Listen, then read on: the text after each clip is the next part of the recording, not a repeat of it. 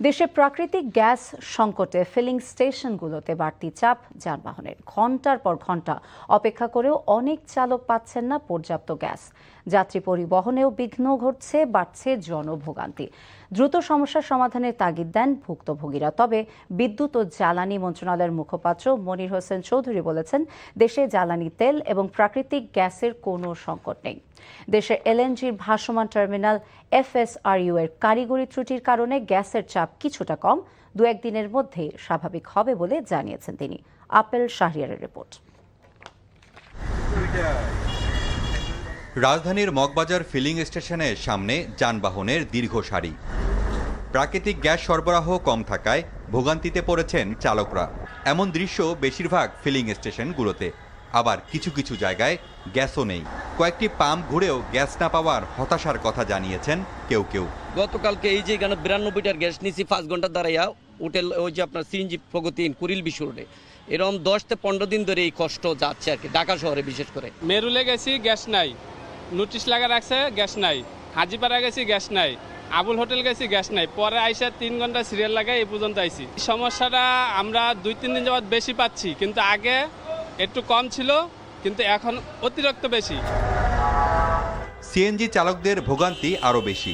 Gas নিতে বাড়তি সময় চলে যাওয়ায় কাঙ্ক্ষিত যাত্রী না পাওয়ার কষ্টের কথা জানান। এভাবে চলতে থাকলে জীবিকা নির্বাহ কঠিন হয়ে পড়বে বলে জানান চালকরা।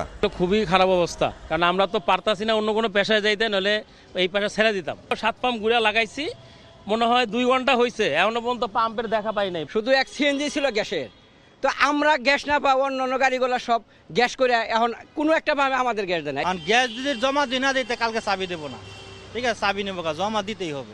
যে কটি ফিলিং স্টেশনে মোটামুটি গ্যাস সরবরাহ আছে, তাতেও চাপ সামলাতে হিমশিম অবস্থার কথা জানানো হয়েছে। চাপের জন্য আমাদের কঠিন কষ্ট, দিনরাত 24 ঘন্টা একই রকমের চাপ, কোনো সময় গাড়ি কমে না। কারণ যে একটা গাড়ি 2-3 বার গ্যাস নিতেছে দিনে, কারণ প্রেশার গ্যাস ঢুকতেছে না, লাইনে অনেক কম, 100 এখন 20 প্রেশার আছে। এ বিষয়ে সচিবালয়ে এক জরুরি সংবাদ সম্মেলন ডাকে বিদ্যুৎ ও জ্বালানি মন্ত্রণালয়।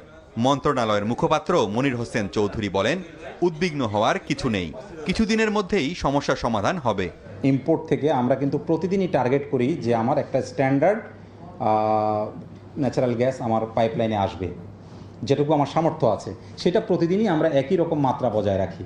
ফলে ন্যাচারাল গ্যাসের ক্ষেত্রে শুধুমাত্র এই সাময়িক সংকটটা হয়েছে আমার FSRU-তে ত্রুটি দেখা দেওয়ায়। সেটা আশা করছি আমরা যে ইনশাল্লাহ খুব অল্প সময়ের মধ্যে আমরা মেরামত কার্য সম্পাদন করে আবার আমরা আগের অবস্থায় ফিরে আসতে পারব।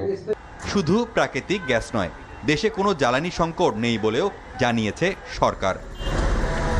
Apple Shahriar, NTV news, Dhaka.